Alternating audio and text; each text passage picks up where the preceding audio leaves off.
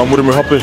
I'm from Kai, Ngāpui, and I study here in Papaoia, sports and fitness. I joined it so that I'm more healthier. I had a bit of a health scare about 5 years ago. I had high cholesterol, blood pressure, and pretty much that was my motivation to start getting fit. And then I met Billy, and he showed me the course.